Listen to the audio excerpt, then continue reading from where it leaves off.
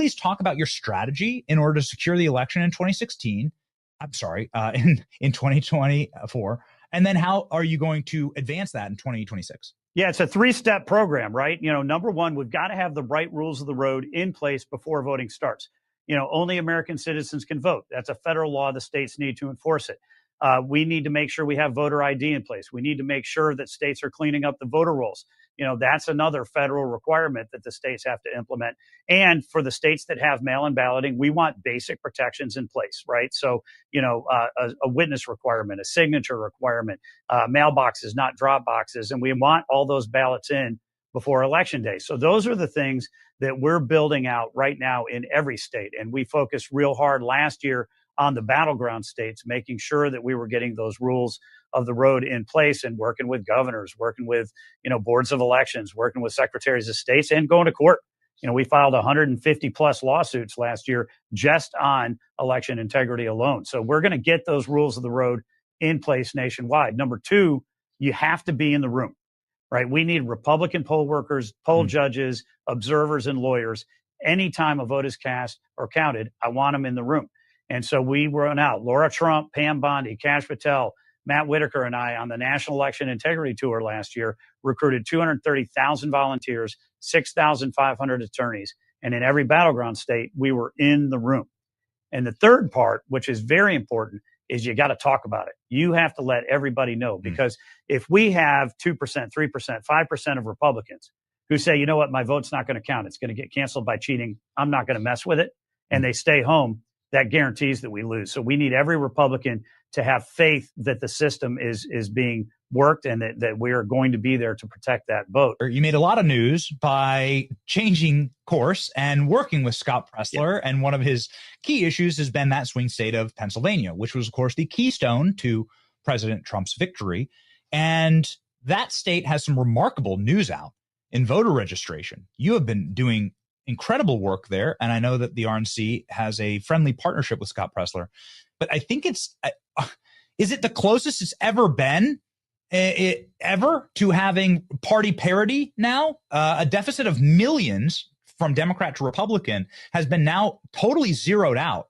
Can you give us an update on Pennsylvania and Republican look, I think that's absolutely critical. And we're seeing it not just in Pennsylvania, but let's talk about Pennsylvania for a second, because you're right that we've gone from hundreds of thousands to the deficit to over to where we are today with getting close to parity. And it really, truly matters, right? And so we're seeing Democrats are leaving the Democratic Party by the tens of thousands just because the Democratic Party, frankly, has left them. And so we're seeing a huge uptick in terms of independent votes, but we're also seeing an uptick in terms of Republican votes. And that is the direct result of a lot of effort that's being put onto the ground. Folks like the Sentinel Action Fund, folks like Scott Presler, the Pennsylvania GOP, all working in concert all day, every day to try and make sure that we're doing it. But it's not just Pennsylvania. In North Carolina, when I took over as the state party chair, it was a 250,000 vote deficit. Today, it's basically tied. We're seeing shifts in Michigan. We're seeing shifts in Wisconsin, all across the country, because people are just completely disillusioned by the Democratic Party's relentless march to the left. The fact that they're focusing harder on protecting violent, criminal, illegal aliens and putting, boys in girls' sports and men and women's locker rooms than they are on their own constituent interests is a great reason to see that people are leaving that Democratic Party. Here's the information about a lawsuit from the RNC against New Jersey. And I wanted to talk about this because there's a lot of speculation that potentially New Jersey could be a red state. Do you see that, Mr. Chairman?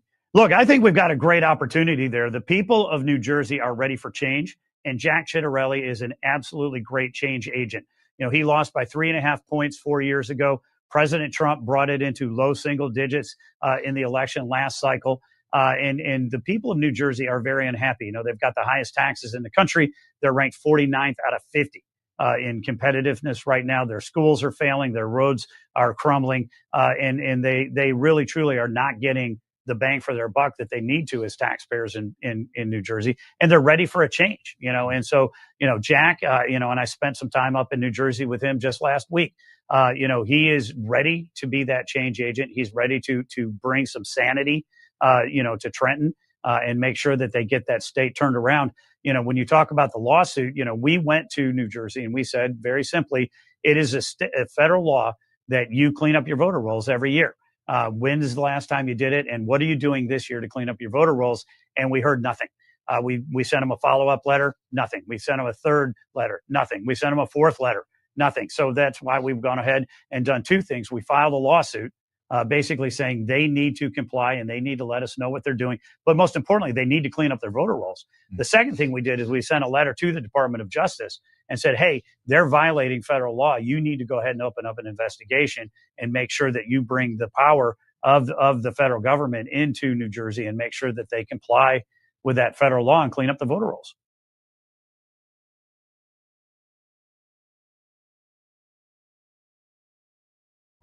Yeah, hi. I was promised a recession.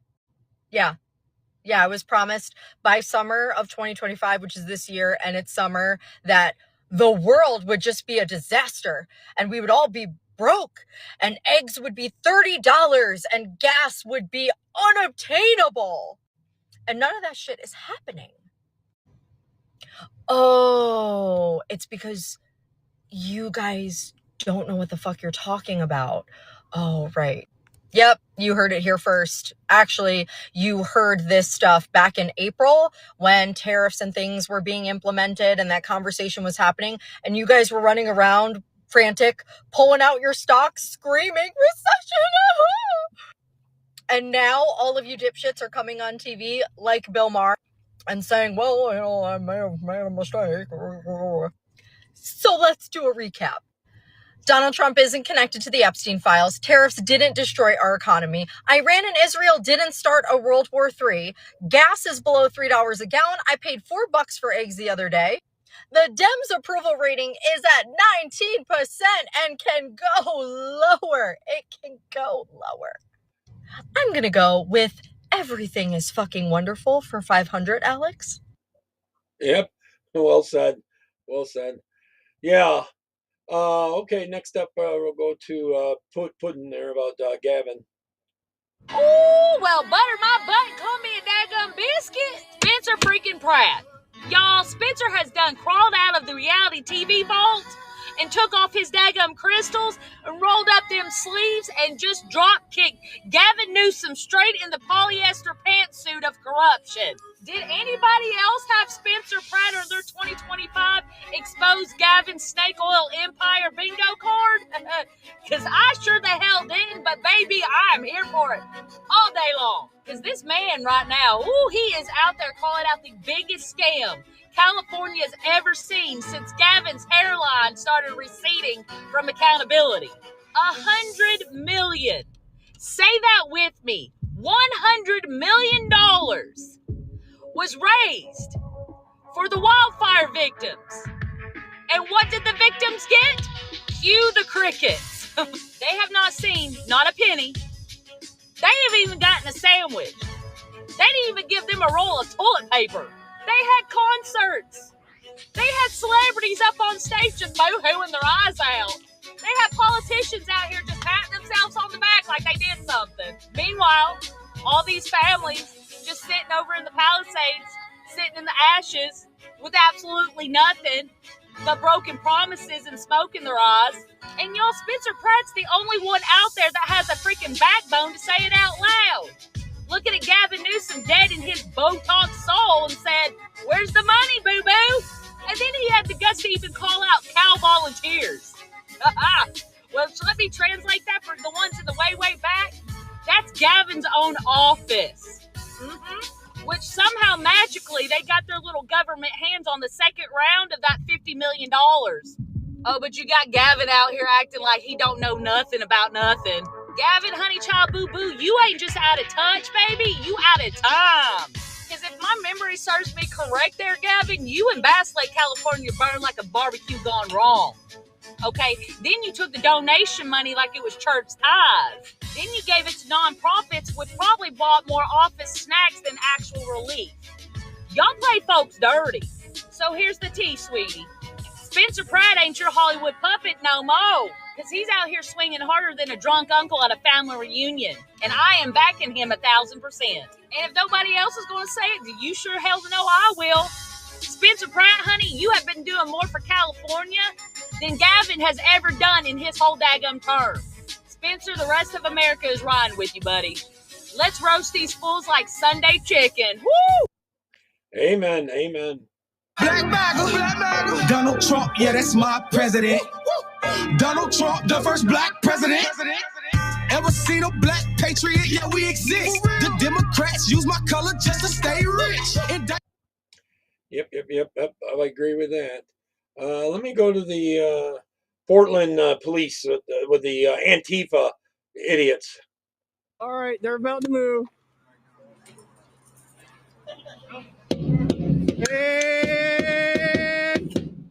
And go! Run, Piggy, run, Piggy, run, run, run! Run, Piggy, run, Piggy, run, run, run! Run, Piggy, run, Piggy, run, run, run!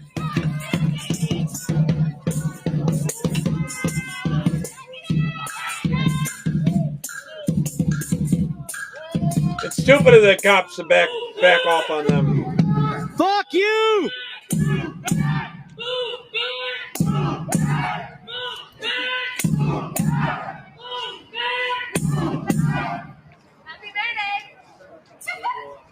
That's the commies yelling that. I had a lot more fun than you fuckers, I promise you.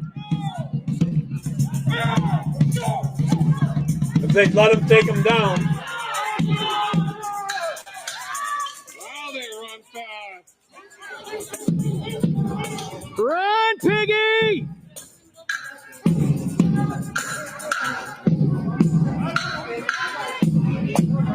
All right, and change of position.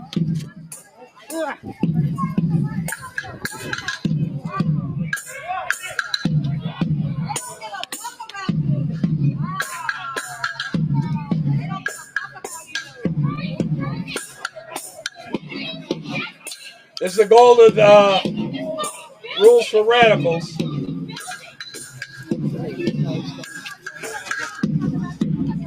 They do anything to disrupt so they can take down the government. That's their goal.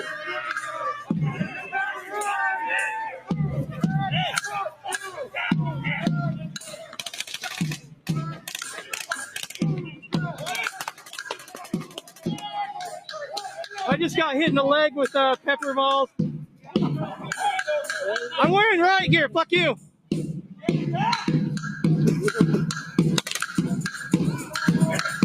What? It's a camera.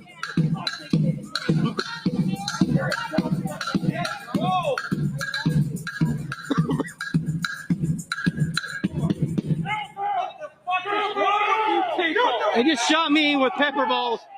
I'm clearly just. No, you got hit being there.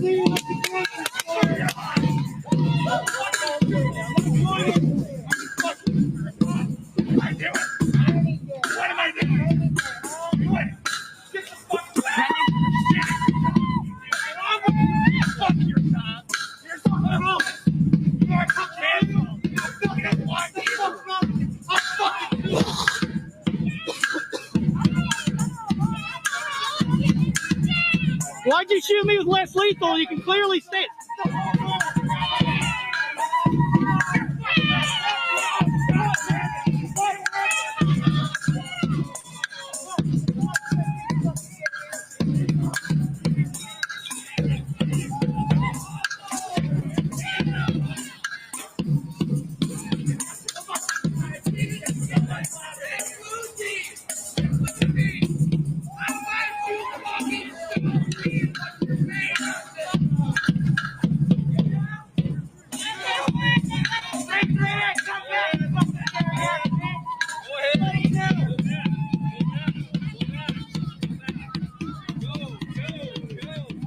The noise thing is intentional to disorient and act like there's a lot more of them than there is of these commies.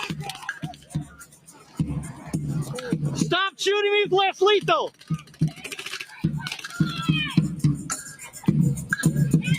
I'm filming.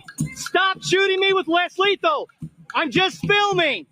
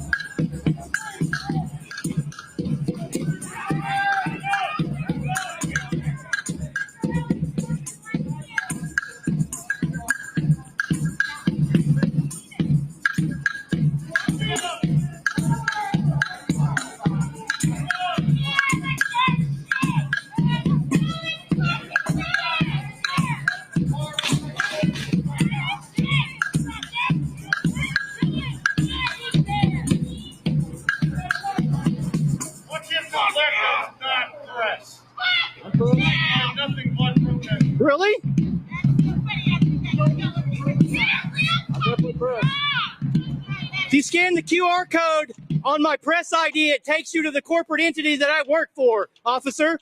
If you scan the QR code on my press ID, it takes you to the corporate entity that I work for. Good job with that whole thing. Colin, I'm going to do a part with the British March for Life. I'm going to do a part on that. With Jayda Fransen. Go back in now. In fact, I'll play that now.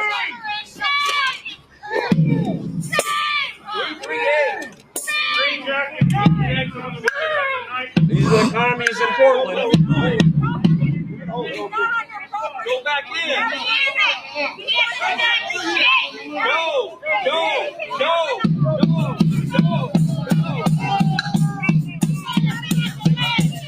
I think they're going to rush out again. John, I think they may rush out again, brother.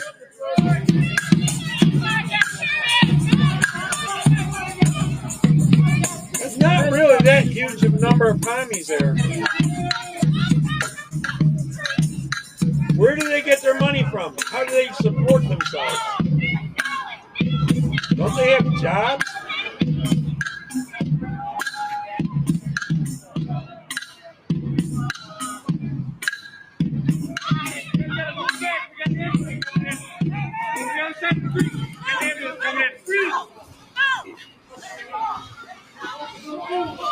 Okay, they're clearing the street so a medical can come through, or AMR. There's an AMR annex quite near here, actually. So I don't know if this is either a ruse or if it's. Turn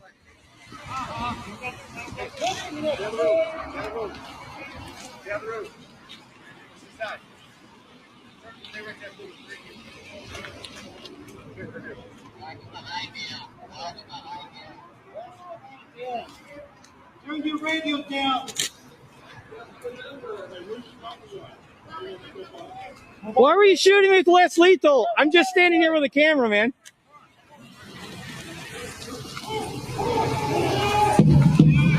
There they go.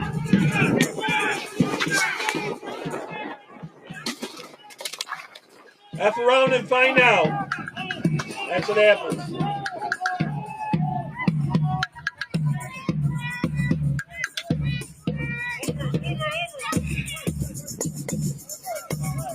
Part of their tactic with the drums.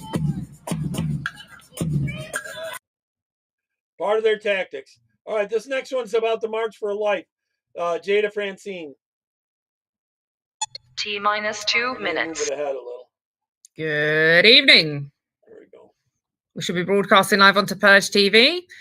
This is the Christian Nationalist Party broadcast, and I'm your presenter, Jayda Fransen. So thank you very much for tuning in this Friday. Might be morning or afternoon, depending on where you are in the world. I appreciate your time. It's nice to see you all in the chat. Thank you for letting me know. Mitch, nice and early. And Colin, have you ever talked to her or met up with her at any of the rallies? I guess this is after the fact, they just had a rally for a March for Life a few days ago. Marty, how are we all? Have we had a good week? Another week, lots to talk about, lots of plans being made, which is good. We like to make plans.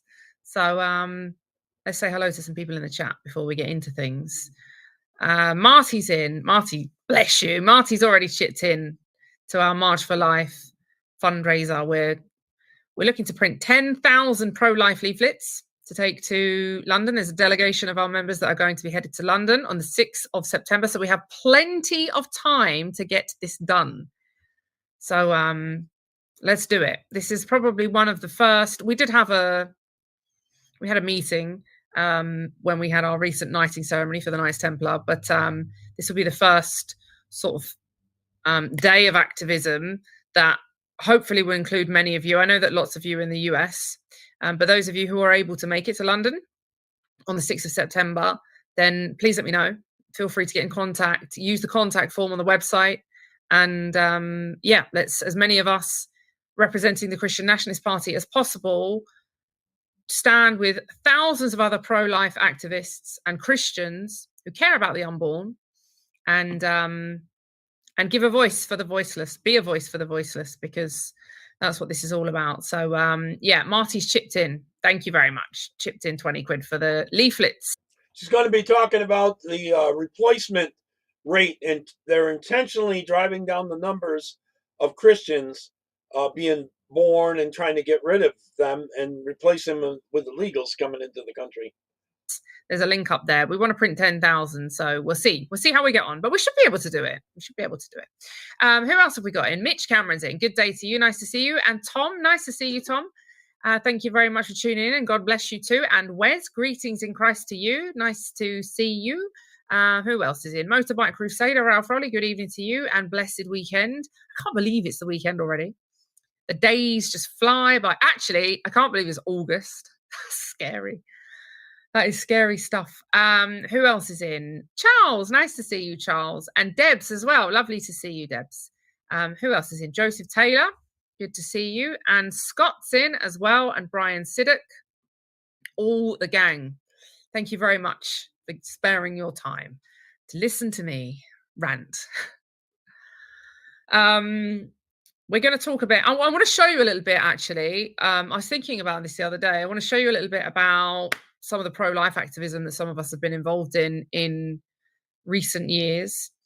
And, you know, the upcoming event, as I mentioned earlier, for anyone who's tuned in a bit later, let me see if I can pull this up. Where are we? Here we go. That's our little cover for our page. And we have a fundraiser that we've launched. Actually, I might be able to share my screen with you. Let me see if I can. So we want to print 10,000 pro-life leaflets. And this is so that, so just to be very clear here, a delegation of the Christian Nationalist Party members are going to attend the March for Life in London, the 2025 March for Life in London on the 6th of September. And for those of you who have attended these events in previous years or even this year, because they're held throughout the world. So I think actually a number of you might have been to the ones in your local area or, you know, parts of America. They're held worldwide. The London one is coming up, and it's a very good opportunity before and after, obviously not during the event, because the event is organised by March for Life UK, but before and after the event, because it doesn't, the march itself doesn't start until 1:30 and then it finishes at 4.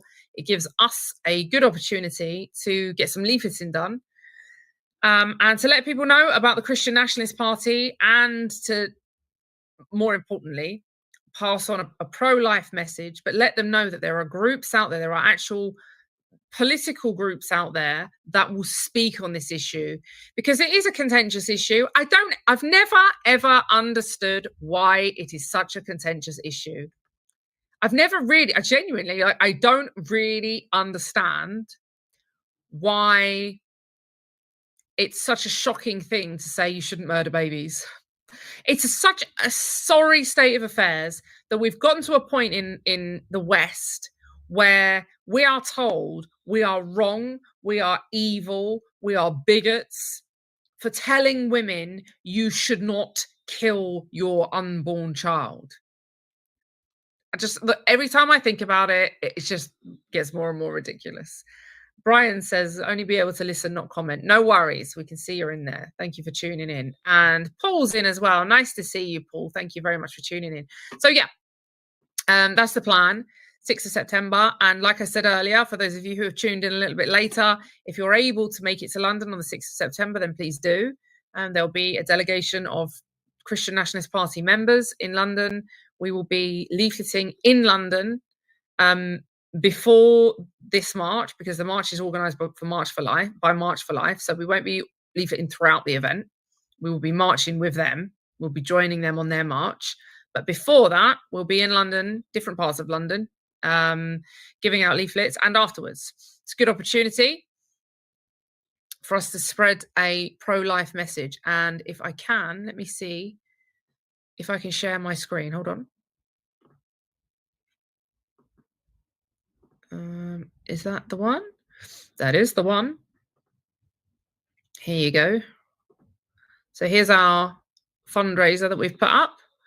A delegation of our members will be attending the 2025 March for Life in London. And on the 6th of September, a delegation of members will join the March for Life in London, UK, to stand for the sanctity of life. This significant event, running from 1:30 p.m. to 4 p.m., is an opportunity to stand in solidarity with thousands of fellow pro-lifers in defence of the unborn. To amplify our impact, we plan to distribute 10,000.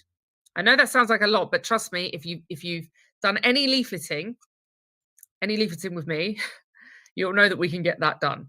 Easy peasy. 10,000 pro-life leaflets to the public before and after the march, not during the event itself, though. Our team will gather in the morning to hand out leaflets across London, raising awareness about the horrors of abortion, and we'll continue engaging passers-by in the city after the march concludes. To make this possible, we need your support to cover the printing costs for 10,000 leaflets. We should be able to do this.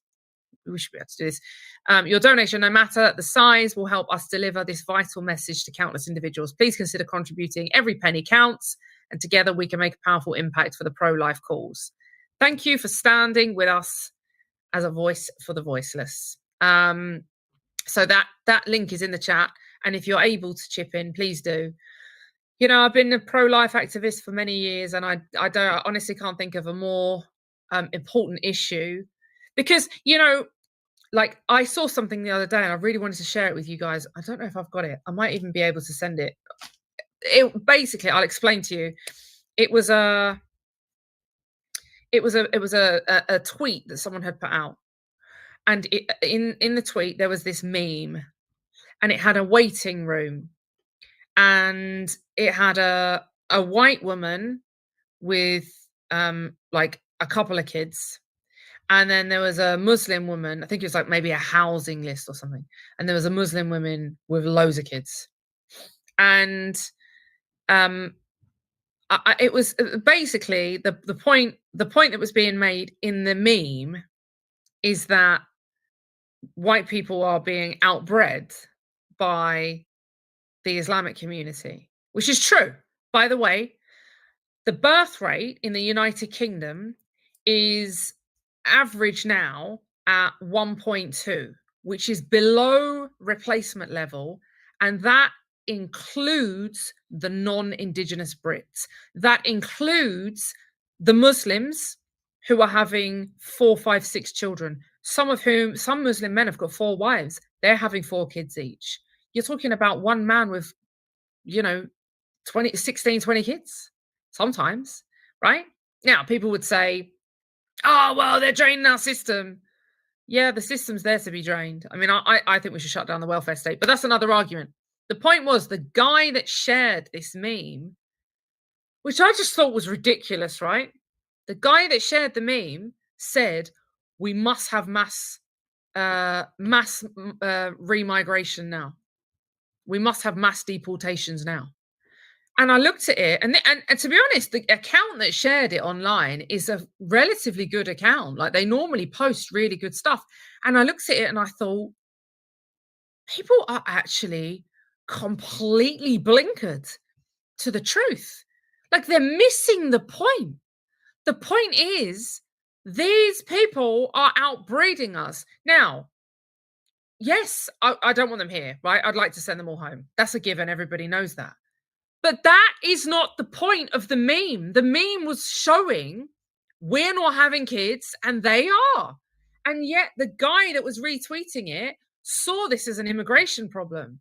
Certainly immigration is a problem, but it's not the problem. The problem is that we are not only are we not breeding, we are killing our children in the womb. 1 in 4. And it's so close now. The statistics are so close to being nearly 1 in 3 pregnancies in the UK end by abortion.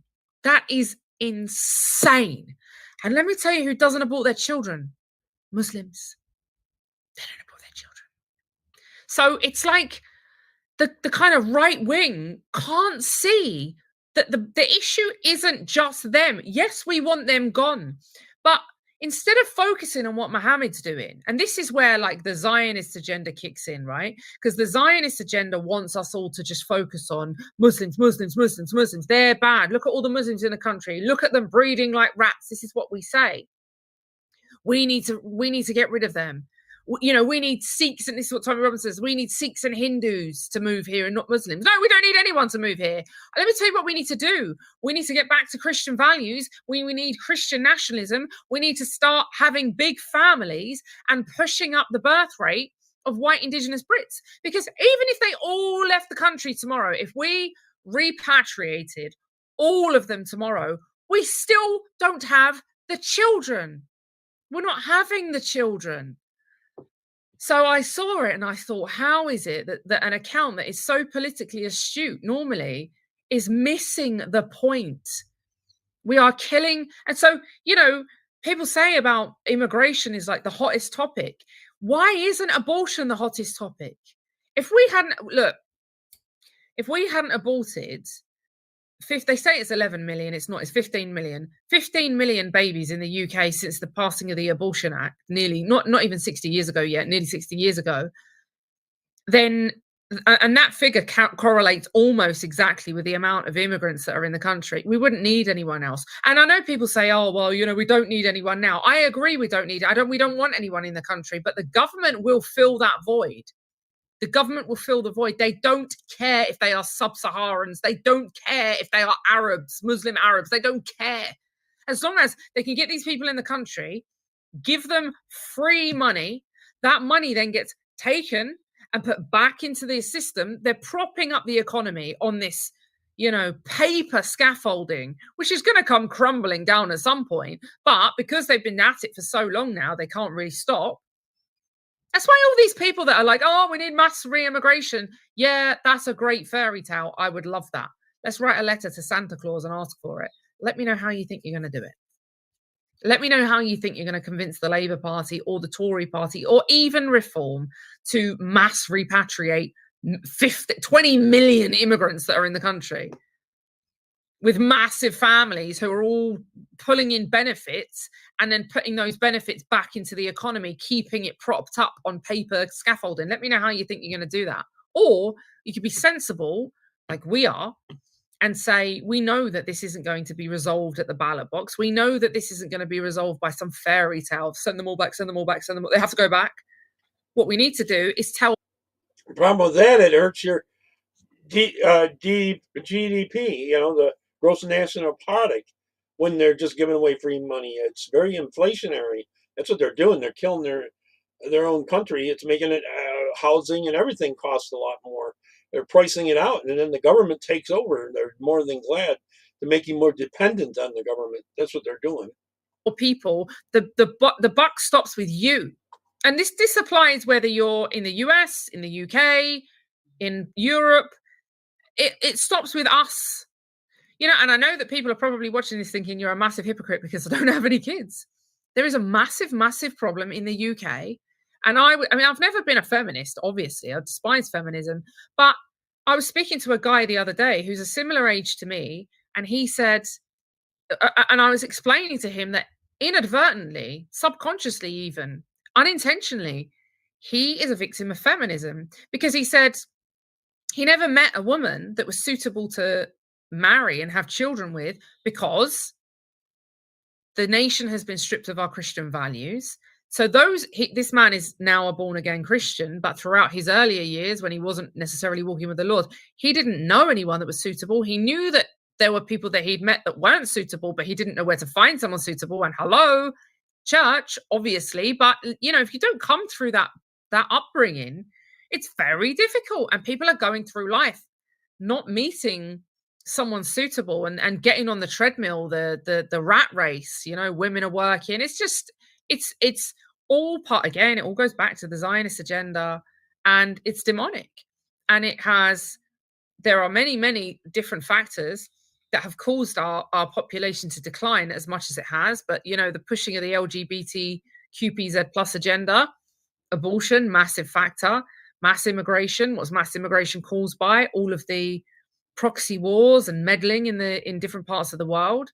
And so, but it all boils down to this. If we don't have the children, if we don't have the future generations, it's all futile anyway. You can sit and waste your time arguing about this politics and that politics. It doesn't matter. If the kids don't exist, who's going to carry it on? Who's going to carry it on? So the fundamental message needs to be to our people, this is how we win, is we get back to Christian values. We get back to Christian nationalism. And listen, you know, this obscure little place in the world called the United States of America was founded and built on Christian nationalism. So this isn't some pie in the sky concept. It's been done. It's been tried and tested. It's only when Marxism got involved that things started going to pot. But we are seeing, I spoke about this the other day, we're seeing mass movement of people. We're seeing people separating. Some are even calling it segregation. Call it whatever you like. I don't care, as long as it means the survival of our people and the continuation of our and the promotion of our faith in our own communities. Before we promote degeneracy, before we even promote silly right-wing ideas. You know, I despise calling these people right-wing because they're not. They're childish. Right-wing people historically have always been, you know, sensible conservatives. Small c, not Tories, obviously, but genuine conservatives. These days, being called a conservative is a slur. You know, because they're in the same camp as the neocons. These days, being called a conservative is a slur. It's like you're a liberal. If you're a conservative, you're basically a liberal. Wild, absolutely wild. So anyway, these projects are very important. And I just want to say thank you to a couple of people. So Marty, thank you very much. I saw that Marty chipped in right at the beginning of the show. Charles, God bless you. Charles is always very generous when we have our campaigns. And I'm very, very grateful to him because, you know, honestly, those big donations really, really do help. And I don't want to leave it all to Charles. So if we can, it doesn't, like I said earlier, I read from the page that we put out with the fundraiser on. I know that not everyone can chip in 200 like Charles has. That's incredible. And I'm really, really grateful. Joseph Taylor's donated 25 quid. That's amazing. Thank you so much. Everyone can do something. No one can do everything. Everyone can do something. And if you can chip in, please do. If you can be there on the day with us, with the team, please do. It's, for me, it's a very important issue. And it's something that we will always campaign on.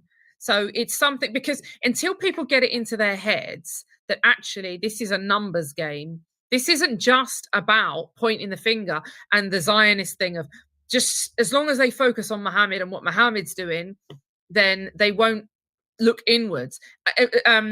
Jim Dawson was telling me a funny story, right? I can't remember where he said this was, but he said he went to this event. I wish I'd been there. Honestly, I wish I'd been there. He went to this event and it was like a right-wing, hardline right-wing event. And he said at this event, I know who's responsible for the problems in the West. I know who's responsible for the population decline and you know, basically white genocide, white replacement, all of that. I know who's responsible for it all. And they're like, this massive room was just all like looking at him. He pulled out a mirror and held it up to these people. And apparently they nearly lynched him. He had to get dragged out. Anyway, I would love to have been a fly on the wall there. But, you know, on a serious note, he's right. We have to look at our own conduct. We have to look at what we're doing in our own communities. There was I saw this thing on social media just yesterday or a couple of days ago. And there's this little kid. He's a little blonde boy. I'd say he's maybe 8 or 9, maybe.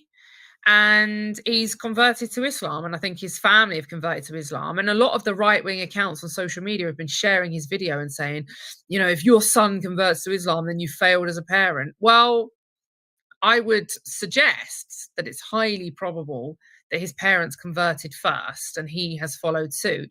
And he's become like a little poster boy for the Muslim community in UK because they think it's great because he's blonde, blue eyes, and he's given it all the assalamu alaikum and all of that business and talking about Muhammad. And people are foaming at the mouth and going crazy. And I shared it online and just said, listen, I cannot stress this enough. This is one boy who's converted to Islam. For me, I see that as a tragedy. I see it as a tragedy not only when someone converts to Islam, but when they're an atheist, when they're a Hindu, when they're a Jew, when they're a Sikh, when they're a Scientologist, when they're a Jehovah's Witness, when they're a Seventh-day Adventist, when they're a Mormon. I see all of this as a tragedy because there is one way, there is one route to salvation, and that is through faith in the Lord Jesus Christ. And that boy does not have that faith yet. But we don't know what the future holds for him. Hey, John. So it's no more tragic than any of the other cases, but it's amplified because obviously there's, you know, a big contention with Islam, and it's the fastest growing religion in Europe, and everybody's freaking out. There is a very, very simple way to avoid your children being converted to Islam. What is that? Raise them in the church. This is not difficult. That's not to say that as adults, they might not make a decision. That's not to say that as adults, they might not grow up and say, do you know what? Decided to be a Muslim. That's a risk that everybody runs. We can't, you know, you don't know what someone's going to do as an adult. But let me tell you something. It is highly unlikely. Extraordinarily unlikely. It's the same way that if you bring your child up in the Christian faith, in the church, in a Christian family, in a Christian community, it is highly unlikely that that child is going to turn around one day and say, do you know what? I think I'm trans. I think I'm a tranny. It's not likely. It's not likely to happen.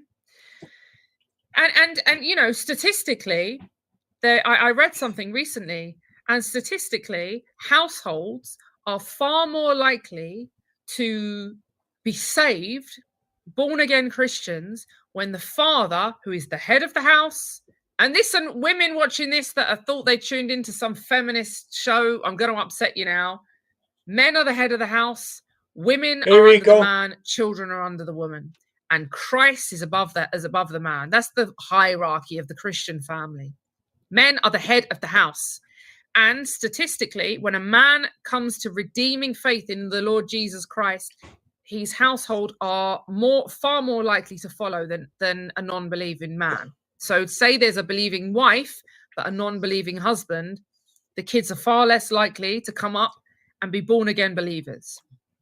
It's important. It's in the Bible. It's in there for a reason. It's important. So, you know, again, I am really annoyed when I see all of the Islamification in the UK. I've been campaigning about it for years. It's never going to not bother me. But because I'm an adult and I'm mature and I'm not, you know, and I'm not taking the shekel, like, let's just be real here.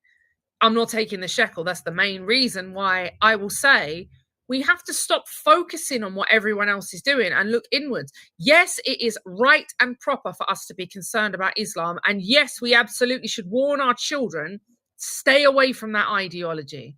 But the best way to ensure that they aren't sucked in, there's a great saying, isn't there? And I'm going to misquote it now because I can't remember it verbatim. But the saying is something along the lines of, make sure you teach your children who Jesus is before someone teaches him who he isn't.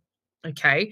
And the concept there and the principle there being, if we don't teach our children, our youngsters, that's providing we don't kill them in the womb, by the way, right? Because I've kind of moved on a bit, but we're going to go back to the pro-life stuff in a minute. But for those people that don't actually murder their babies in the womb and have them, I know that that's not necessarily a popular thing to do these days, but if we don't bring our children up and teach them who Jesus is, then of course there are going to be Muslims on the street that are going to, in their dawah stalls, that are going to tell these kids, oh, by the way, did you know that Jesus was a prophet? Did you know that Jesus isn't God?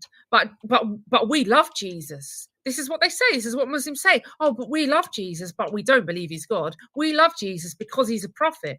This is not true. This is heresy. This is blasphemy. Abject blasphemy. So the best way to ensure that your child is well equipped to say, get thee behind me, Satan, is so that your child knows the truth. It's the only way they can do it. And look, you know, the proof is out there. So I just want to say thank you to Debs. Debs has chipped in for the 10,000 leaflets. Thank you so much, my dear. I really appreciate it. I really do. So anyway, I thought today what I would do, because we've got this march coming up, and I hope, and it's not yet, it's not for a month, but mind you, this is going to come up quick because I can't believe we're in August. It's going to be here like that. It's a month and a bit away. It's on the 6th of September. So we've got plenty of time, but we are doing a fundraiser for the 10,000 leaflets, and we haven't even started designing them yet. So that's the next hurdle that we need to get over. But I just need to make sure that everybody's on board. And if you do want to come along, you know, for those of you who have attended these events, you'll know they're organized by March for Life. They're usually very big. There's usually thousands and thousands. Colin, is that something you might be able to go to? Or anyone else that's over that way? The people on the streets. I've done them in London. I've done them in Belfast. I know that you guys, a lot of you have done them in America, different parts of America. They're usually very wholesome events. There's no trouble. There's no aggro. But what I want to show you is a bit of footage from some recent campaigning that I did with some other people, some other pro-life activists, to show you that this activism, the reason, look, you know this activism is important when you see the reaction from people. Now, I don't want to put anyone off of attending these rallies, because these rallies genuinely are, they go without a glitch. They're very well organized. They're very well attended. It's not like when you've got these far right rallies and then you've got Antifa over the other side of the road and everybody's screaming at each other. It's not like that. But I have done the more high octane, very small numbers, very concentrated flash demonstration outside different venues promoting abortion. And I want to show you, I've got a few videos here.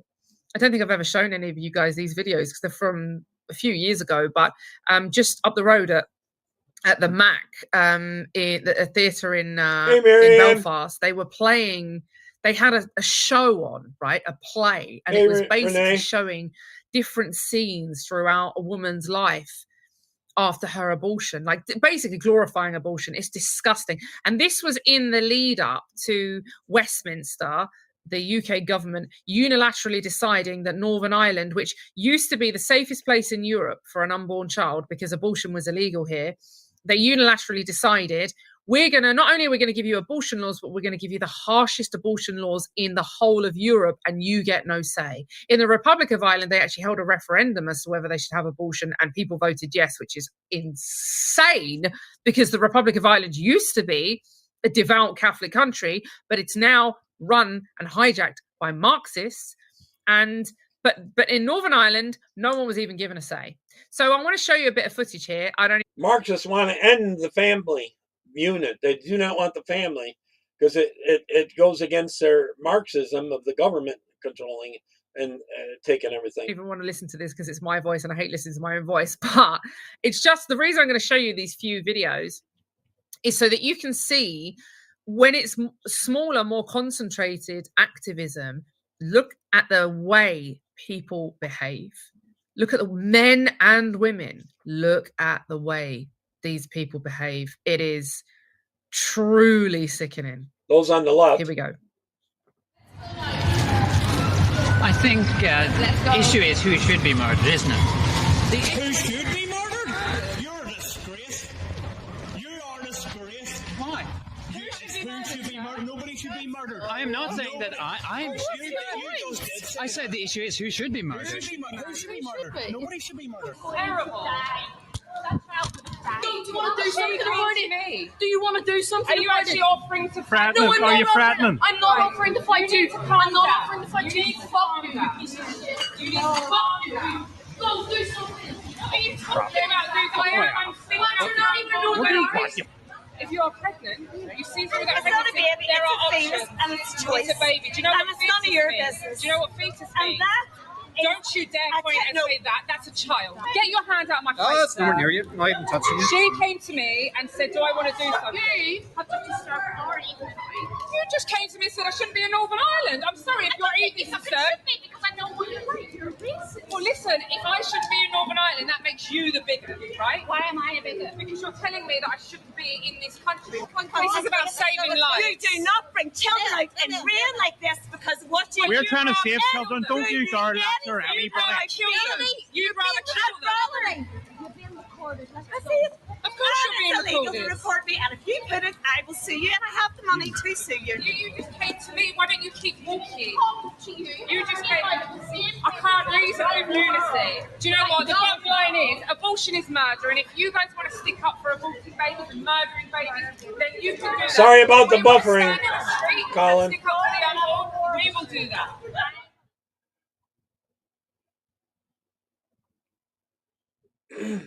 Boy. Oh, do you know what? I haven't seen that in ages. That woman, the blonde woman, I forgot about her. It's a cult on the left, I tell you. I swear it's a cult. They will do anything to be the Marxist cult they are, and that you better join or else. I will sue you, and I have the money. She never sued me. Still waiting for the papers. But I mean, do you see these people? You see them, and this is. Listen, there's more to show you. All right, so that was the place that I was saying to you in Belfast. It was a tiny, tiny number of us, Protestants and Catholics, standing together, sticking up for the unborn. Tiny number of us. We had children with us, and it started to rain. The kids were under the umbrella. They were okay, and the woman's saying, "It's not a baby, it's a fetus," and that they reveal their true colors, right? They reveal their true nature. Imagine pointing at a child and saying, "And that's when I said, listen, mind your tongue, bite your tongue. That's not a that, it's a child." But this goes to show, like, it gives you a glimpse into their mentality. That's a child. Just like babies that are in the womb that you think it's okay to hack up. So anyway, she never did sue me, but I'll show you. So that was a little bit of high octane stuff. This is a bit of a longer footage, and this is what it was all about. I've still got one of the dogs, and they're having a little woof up. So this was us going into the venue that was promoting abortion. So here we go. Take a look at this. These people in here with the public's money are walking audiences around this centre, and then they're showing them scenes around the centre of women talking about their life experiences regarding their abortions. Well, I'm absolutely disgusted. We're going inside to confront these people and ask them what on earth they are thinking, using our money to fund projects promoting the murder of innocent babies who can't speak for themselves.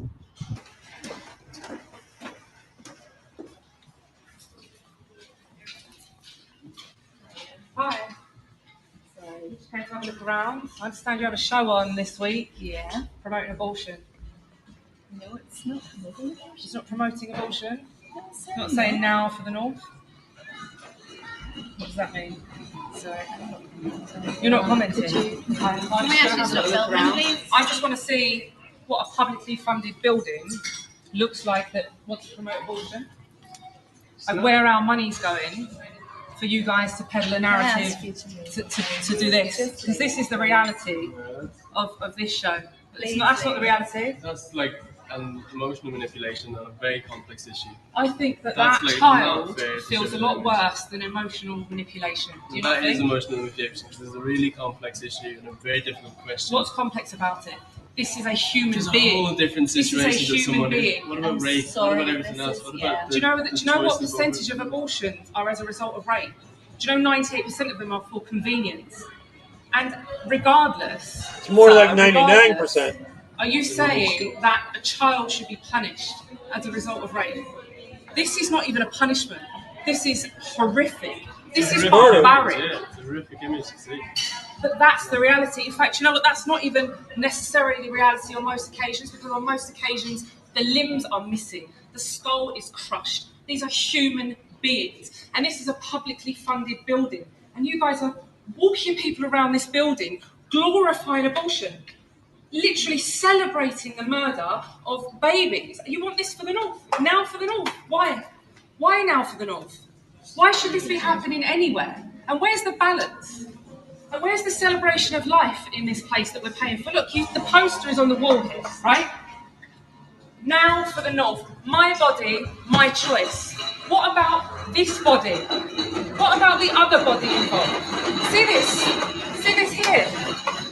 The body inside your body is not your body. It is not your choice. These are human beings.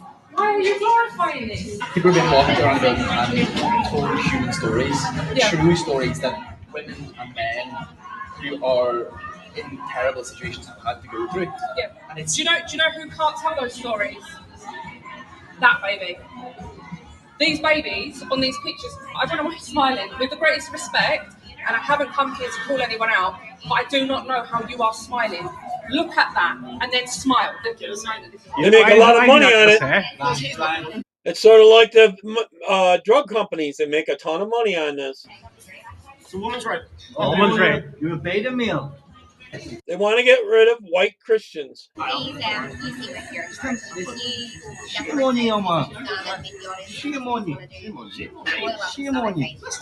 tell women what to do with themselves. Have you heard me say one word about trans? What about the young women? What about the unborn young women? Talking about babies here. Right, I'm outside the MAC, which I'm is the glad that we're Metropolitan not funding Arts Planned Centre Parenthood in right now. Belfast, Northern Ireland. This is a publicly funded building, and it puts on shows, which it calls art. And in this building tonight, in fact, all week, they are putting on a show called Now for the North, which is promoting, glorifying, celebrating the fact that Northern Ireland very soon could have abortion legislation forced upon it. The people have not asked for this. The people have not voted for this. Northern Ireland doesn't want to murder babies, not in our name. But Westminster are forcing this legislation on the people of Northern Ireland, and it will mean babies are brutally murdered at the hands of Westminster. I second that, Colin. She is kind of a hero to me. So as you can see, the police are behind us. The centre have called the police because despite the fact that we're holding a peaceful protest, they feel it's quite acceptable to use the public's money to promote this. This is the reality, and it isn't nice. Yeah, our tax dollars, or their tax dollars in this case. But this is what we have to deal with. This is what we have to force ourselves to look at to understand what is going to happen in Northern Ireland. So we're going to be protesting outside this building every night this week. And I'm urging people to come and join us because this really, literally is a matter of life and death. So come with us, stand with us, speak up for those who can't speak up for Northern Ireland's unborn.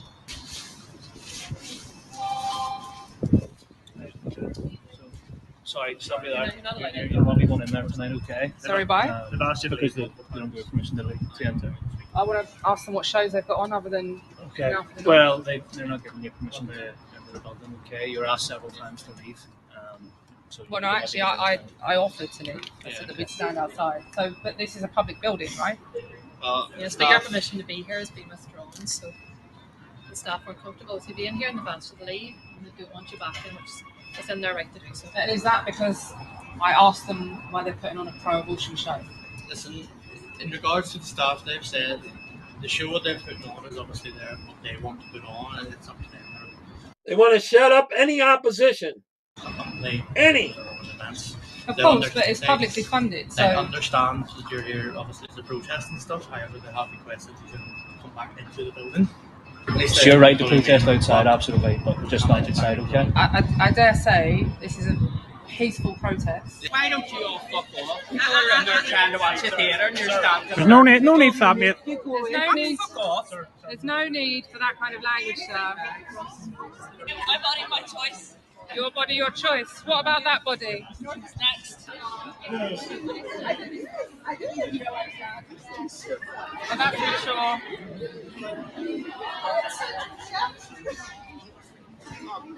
What was that for? Yeah, that's true, John. What was that for? All the ones that are born are for it. What was that for? What was that for? That gesture you made? It was a fuck you, that's what it was. Why? Why? Because I'm sticking up for unborn children. Judge not, lest you be judged. Well, I can judge because I don't kill babies.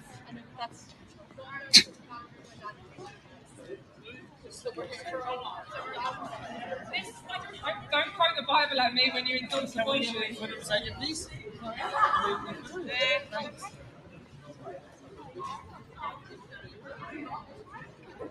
Thank you.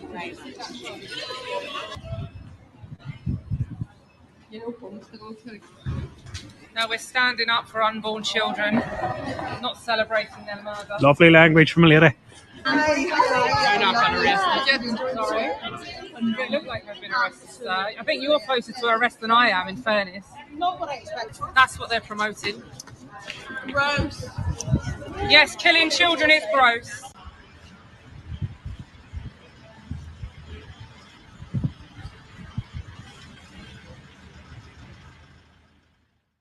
Well done. They don't like it, do they? You know what it is as well, right? They don't like it when you stick it on them, because you've got to remember, all of those people were going in and watching a show glorifying abortion. They don't want people to see what really happens and what's really going on. That's what they are. They're trying to shut you up. Right? Well, some of them weren't actually. Some of them were passers-by. Some of them were seeing other shows. But see how these people behave. The evil, it manifests in them. You can see them. They're so angry. She's so angry. It's a peaceful demonstration holding up a poster. But they're either from the soy boys inside saying, it's not my say, it's a woman's body. Why don't you grow a pair? Seriously, why don't you grow a pair? Sorry for the language. This is pathetic coming from a man. I can't tell a woman not to kill her baby. Yes, she can. Men are supposed to guide and counsel women. You know, why don't you man up? And then the boys that are laughing, giggling. So I had to put it in their face. Is that funny? Is there something funny about this? But the people that are invested in this, they are so demonic. I mean, honestly, this is demonic. This is child sacrifice. That's why it draws these people out and it gets such a reaction. You heard them, you know, F off, and I mean, you got homes to go to and just and going like that, wah, making baby crying noises. These are young ladies saying this. I had people telling me, why don't you go? You don't belong here. Go home. I said, it's funny. Can you imagine if I was from Syria and they said that? They'd be in jail. You're not allowed. If I was a Pakistani and someone said, go home, Jayda, you don't belong here, they'd be in jail. But because I'm English and I'm sticking it on them and I'm telling them that you shouldn't kill your babies, they're allowed to tell me to go home. So the police were called, but we stood outside anyway, stood our ground, and we went back. We promised that we would. We went back. We said we would stick this out, and we did so because it's important. It's important, and it doesn't matter that there was just a handful of us. You know, we had real devout Catholics and Protestants on this campaign, and I'll show you one last video. I won't show you all of it because it went on for a while, but I'll show you. This is one more video, and the reason I'm showing you this is to see people's conduct. This last video is actually really pathetic. Look at how the man behaves. You know, this is the sad thing, is that unfortunately feminism has made women more masculine and men more effeminate. Not all men and women, of course. You know, present company exempt for most of you because we're Christians, but generally, like the whole, everyone's roles have been flipped. And so men aren't even willing to say, you know, yeah, I don't agree with this, because they're too scared. Oh, it's a woman's choice. It's not a choice. It's a child. It's not an ice cream. It's not shall I have a glass of wine, or, you know, what flavor ice cream, or what filling do I want to put in my sandwich? It's a baby, a human being. It is not your choice to say, I don't really want that baby, I'm going to kill it. I mean, it's absurd. I can't, honestly, my head can't get around it. So I'll show you one more video back at the Mac.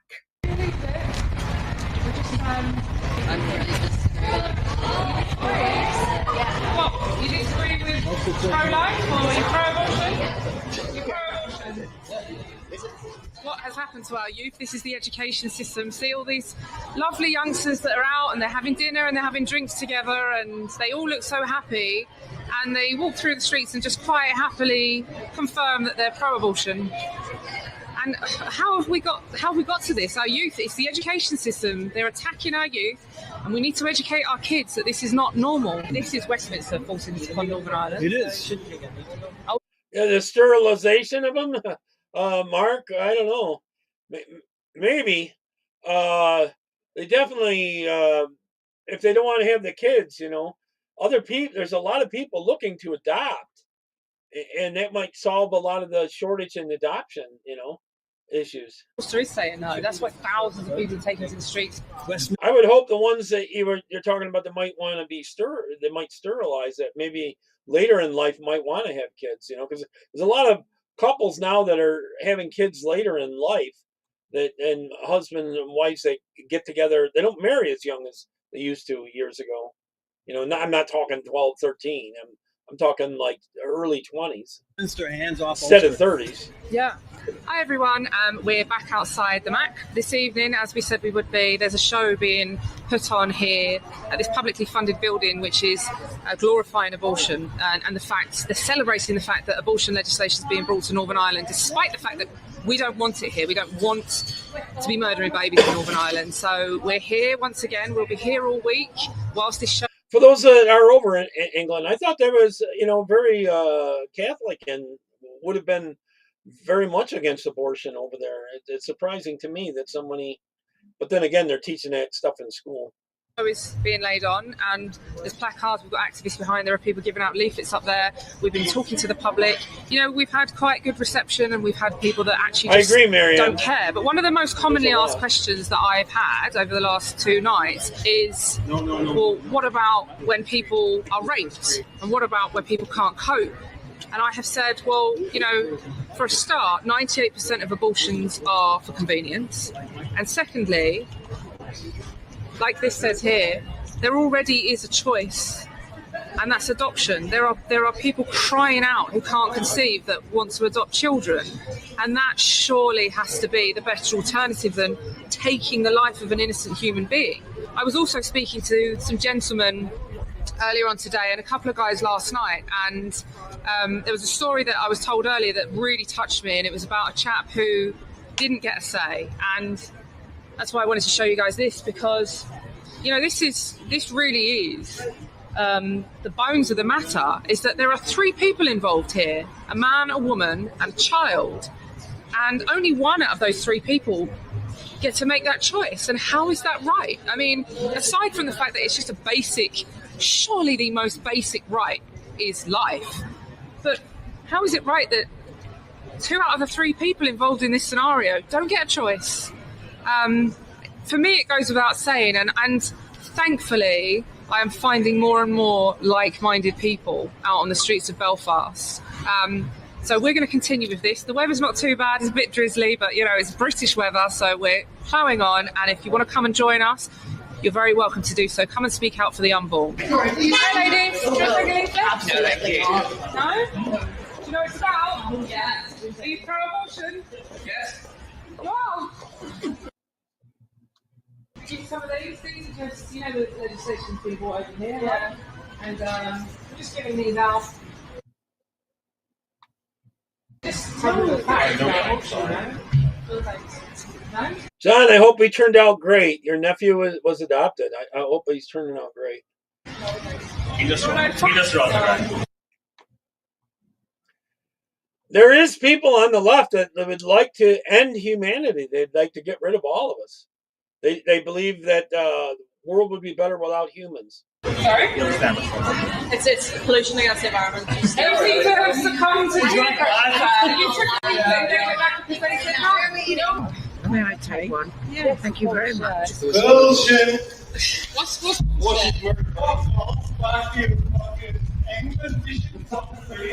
I shouldn't be here. You shouldn't be here. You're a fucking. You're a bigot. You're a bigot. So you can tell me to leave this country and you're not a bigot? You're a fucking dickhead. Lucifer has blinded an awful lot of people to the truth. Yes.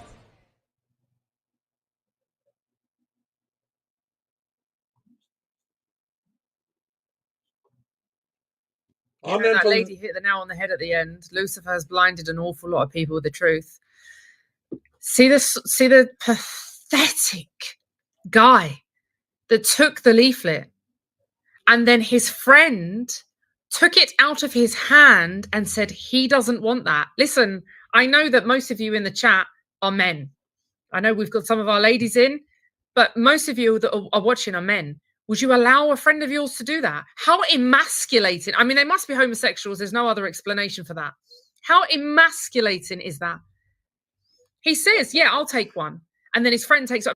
He comes from the other side, huh? John? Says, no, he doesn't want that. He can speak for himself. Pathetic. If that was me. I agree, Mark. As a man, I mean, I can't imagine it. But even as a woman, if that was me and someone said, no, she doesn't want that, I'd say, excuse me, unless it was like my husband looking out for me. If it was a female friend, and I took something and one of my girlfriends said she doesn't want that, I'd say, excuse me, hold on, I do want it. Even if I look at it and don't agree with it, don't take it out of my hand and tell me I don't want it. It's pathetic. Why are men letting their friends make them look so silly? He doesn't want it. I'm pretty sure that was his boyfriend. But anyway, so you've seen a little taster of how things go when you stick up for the unborn. It brings all the demons out. But I don't mind that because, you know, I know that it's a righteous cause. And yeah, the funny thing is, like Charles said, all the tough guy shouting as he walks away, that all their shouts go back to England. It's funny because you call them a bigot and they go wild. Ah, we're not bigots. You're bigot. You're the bigot. You're supposed to be the bigot. Jayda Fransen's supposed to be the bigot. Really? You just told me to go home. Does that mean that I can go and tell all the Muslims, all the Pakistanis and all of the Indians and all the Syrians and the Afghans and everybody else, can I tell them to go home? Because these people walking past are all communists. They're all Marxists, right? So if they would be the people out on the street saying refugees welcome.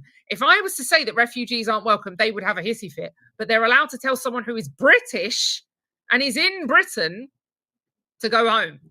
So anyway, it brings out the absolute worst in them all. But there you go.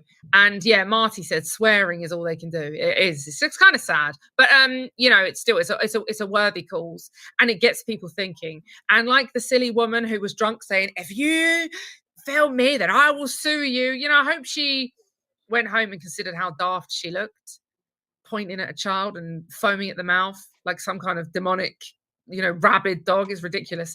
Right, a few more thank yous. Thank you very, very much to all of you who have chipped in. Let me just go over and take a look. I know that some of you are in the comments as well saying this, but thank you very much to Debs and to Joseph and to Wes as well. Thank you, brother Wes. Really appreciate it. And Paul Telford, thank you. And I know Charles as well. Hope I haven't missed anybody there. Thank you. Really appreciate it.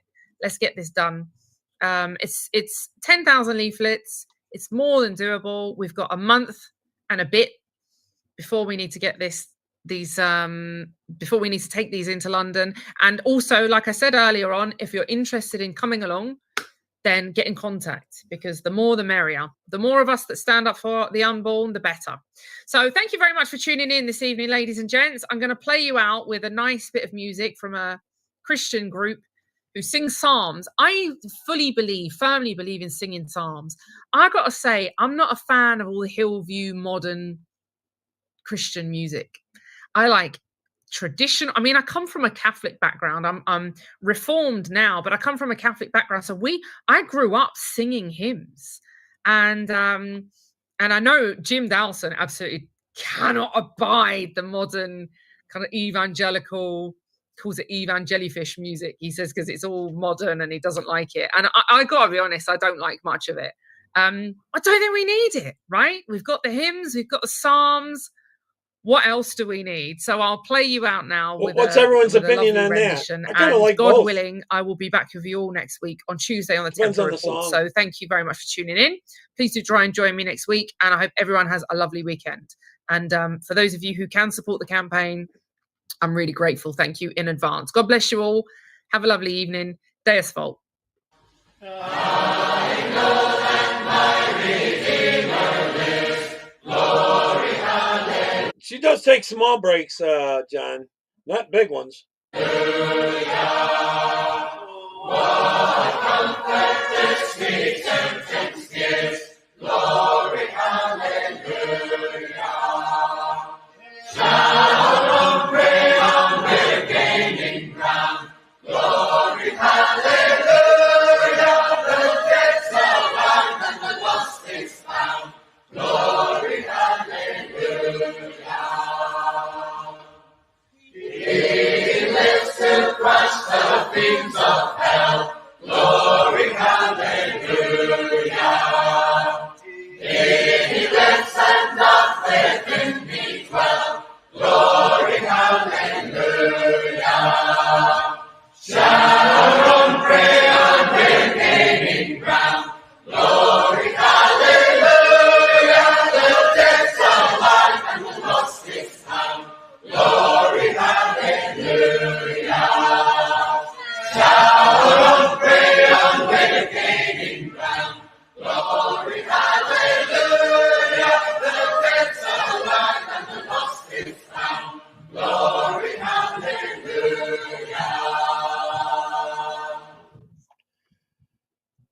Amen. All right. Next, I'm going to move on to the Democratic Socialist of America. They're drunk. They're totally so psyched after this socialist winning the primary there for the mayorship. I'm so hoping he does not win the mayorship in New York City. That Zohan guy or whatever. He's communist. He's Islam. He wants to tax the whites. It's I don't even think that's even legal. Anyways, I got a bunch of short clips from the meetings they had and some of the stuff they're saying. I'll probably pause it several times to comment on some of this stuff. Here we go. And on that revolutionary horizon, want to perform abortions in a church, vote for it. Notice all the mask. Now this guy's talking about performing all the abortions or on top of where they already do abortions. They want to do them in the church. Let me play that again so you can hear it. Abortions in the church. And on that revolutionary horizon, want to perform abortions in a church, vote before it's all said and done. All mask abortions in the church before it's all said and done. Socialist 2025. Only real difference between marriage and prostitution is the price and the duration of the contract. We can fight for family abolition. We can imagine family abolition because we have seen Black women do it, because we have seen these indigenous communities do it. But to me, it is the institution of marriage can only. Bingo, John! Exactly what he wants to do. So they're all for the abortions. So they'll get rid of anyone who's non-Muslim, but the Muslims aren't going to have the abortions.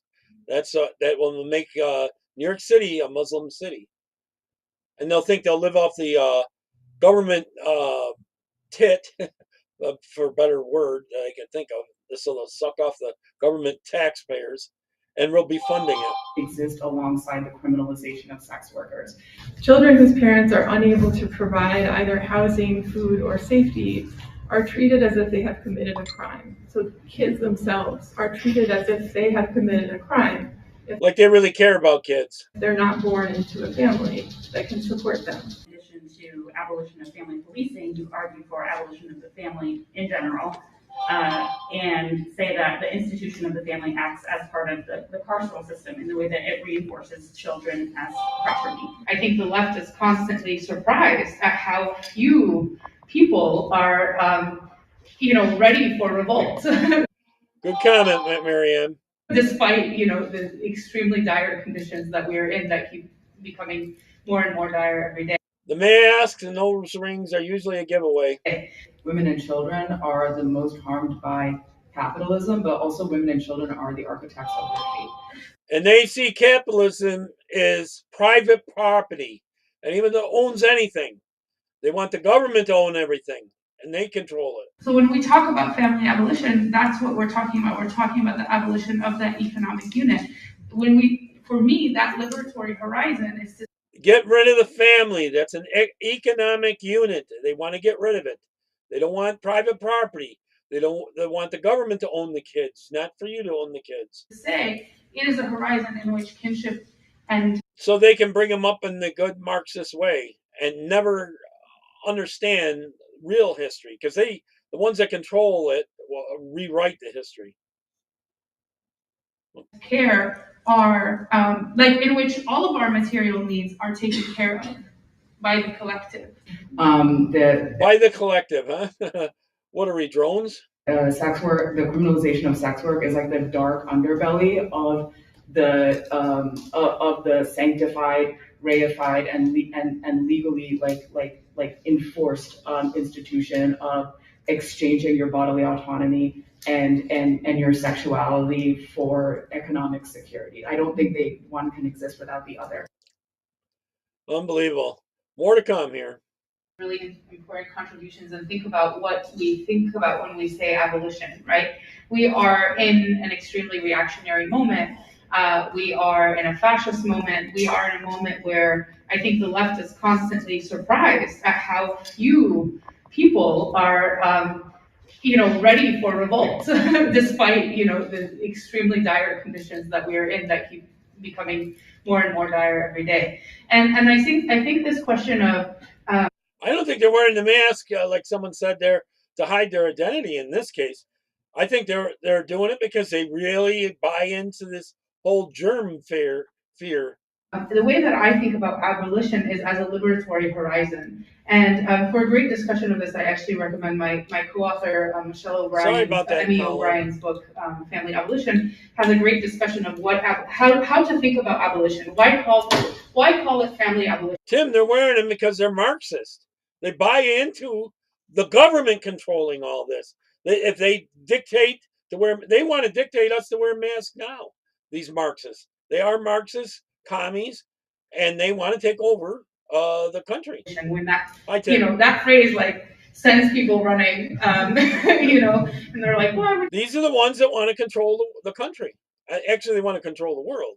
Start with America." You call it that, and I think her discussion is around the idea of abolition as a radical liberatory horizon, and I think that for us, in a reactionary moment where we are not close to very many material wins, I think that we as a left have to do two things that seem contradictory and that we're quite bad at doing, which is, like the whole board up there is all women. Is to hold, right, that we might fight for material. All these ones come right out of our colleges. Improvements in the here and now under a system that is frankly horrifying, that does not represent our ideals, that doesn't represent our highest aspirations, and those material wins, right, don't represent full liberation, right, and that we can look past. Full liberation to them is no private property, nothing. You get to own nothing, and the government will be happy. These Marxists will be happy. Those at a liberatory horizon that is much further down the line, right? That is full liberation. And the reason to keep doing that, right, is that otherwise... Liberation to them, these are real feminists, is not to have a family. We fall into a liberal... They're not to be a family. Into a liberal tendency, which is to mistake the temporary wins for liberation and to, after a win, sit down and quit, right? Or to be like, okay, we are bought off now. But the reality is that, so I think we actually have both tasks, right? It's both holding the revolutionary horizon, right, in our gaze, in order to say like, okay, we won, like, universal pre-K, incredible. Like, that isn't a material win that is going to improve working class lives. And I don't know how to be a part of a left that doesn't like sign up for that, right? That doesn't like take up any opportunity to improve people's material lives, right? But the reason to also hold the abolitionist stance, right, as a revolutionary horizon is to say, and that's not enough. What's next? What is going to take us even further down the liberatory potential? So actually, for me, these are not two things to reconcile. They're two things to hold at once. And I think that actually we need to be doing that across the left and across our movements and across our issues, right? Is to be able to hold the nuance of saying we live in an imperfect society. Not imperfect, like have you gotten another? We live in a shitty, horrible ass, no good society. And as a result, we have to fight on terms that don't feel fair, and sometimes fight for wins that feel small, right? And don't feel ideologically pure in ways that sometimes don't feel ideologically pure. No, even the ones on camera obviously are wearing the mask too. Right? And we know that that's not our full liberatory potential, right? And to me, that's the important work. Watch how nuts they go. They're sitting up there agreeing with them. Children whose parents are unable to provide... They're not worried about being identified because they're saying their names. Either housing, food, or safety are treated as if they have committed a crime. Kids themselves are... And when they age out of foster care, for instance, as adults, they very often end up in jail or homeless.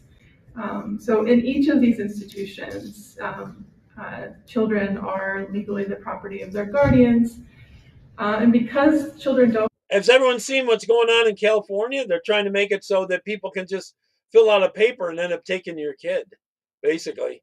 They want to take custody of your kids. It has to do with the trans issue, basically. Have rights as individuals, but only in relation to their parents. They Part of essentially this only have was in the other clip. the rights given to them by whomever their parents happen to be. So if you were born into a home headed by a Christian fundamentalist tyrant, for instance, you have the rights that that Christian fundamentalist tyrant gives you. If you think about that on the scale of all the children who are going to become wards of the state under the fundamentalist tyrant that we have now, just consider what that means for those children. And at any given time, there are 450,000 children in the US who are in foster care. That might seem like a small number, but think about all the families that are connected to that child and separated, all the family members that are connected. So if these are the people, if they take over, they will force jabs on us. They guarantee they will. They don't like our population. If you were born into a home, moving beyond children's rights, we have to pay attention, I think, more broadly to the ways that the state codifies our rights to things like housing. So with kids, we see it very starkly how their role as kind of how their parents' role as guardian tethers them or doesn't tether them to certain rights. There are other ways that things like housing and protection from harm are codified in law in terms of familial relationships. That's actually the Second Amendment flag back there, John. Not totally an American flag. It's kind of combined. It's a 2A flag. Whether those are relationships of marriage, custody, or other kinds of kinship. So these are the ways that the state has historically denied women and children rights, and by saying they essentially have to prove right relationship to a father or a parent in order to receive benefits or services and be protected from harm. That's crazy. Aren't they just absolutely insane?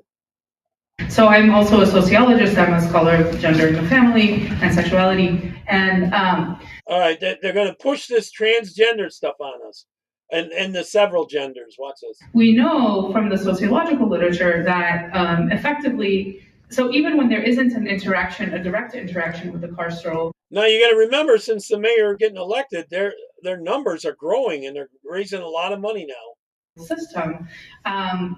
A lot of the, and folks have pointed to this, a lot of the austerity policies, a lot of the cuts are basically a redistribution of labor to mostly women. And it's a basically demand for feminized labor to take care of all the things that the state is cutting, all the welfare that the state is cutting.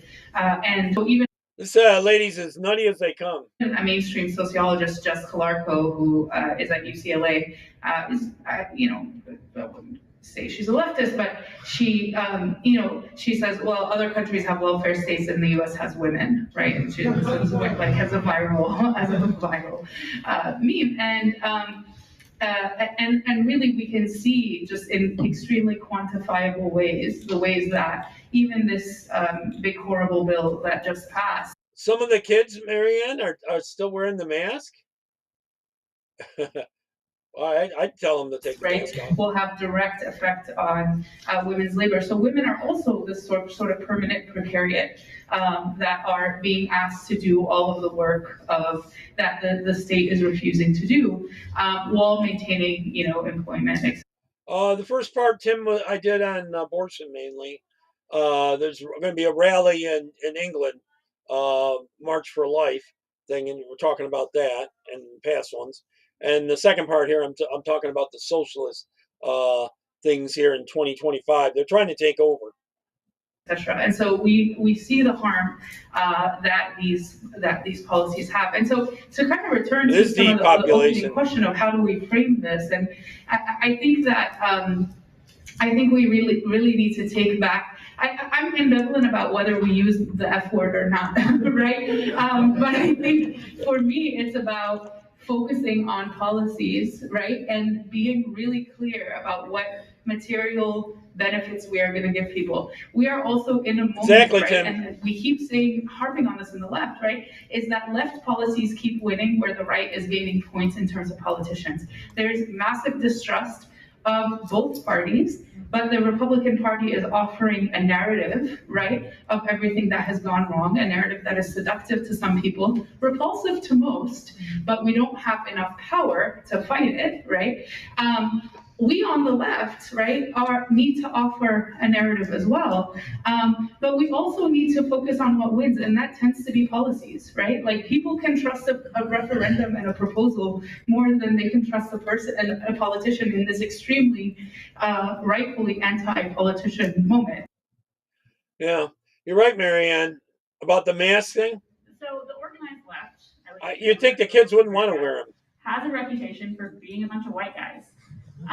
And when we launched our white Christian males, the biggest enemy. Watch out, bad. Our Family Agenda campaign in Portland, almost these are all women that hate the family unit. Everyone who joined the organizing group was a woman. Many of them mothers, some of them not. Some of them are also care workers. And the same was true for our universal preschool campaign. From our economist who helped us with the policy, to our county commissioner who is now championing it, to all of our lead organizers. They need something out there in California. Wall around them or get all the illegals out, and all these liberals can go with them too. Maybe we can give them a little area and the liberals can live there and starve to death because they have no capitalism there. It was all powered by women. And I think that is because women bear the brunt of doing the majority of care work, paid and unpaid. So we are speaking directly to women when we run these campaigns. And that's like good and bad. It's kind of problematic. So how do we push these kinds of campaigns forward and draw more women into left organizing without falling? Draw more women into left organizing. They're just insane how they want to divide us. Into the trap of reinforcing gendered care work. And I guess I also want to combine that with another question, which is just from my own personal experience growing up in rural Ohio, and also now as a new mom, I see the way that so many women and so many new mothers are getting like sucked into conservatism as a way to sort of opt out of capitalism, because it's fucking hard to live under capitalism. And we see this like wellness to it's called having a job. To MAGA pipeline. I see it playing out and not a government job. I bet you most of these people on the left here work for either colleges or the government, not a regular job. Real time with people that I went to school with. And I see it happening not only with white women, but with Black women, with Arab women. And I know that I read your piece about trad wives.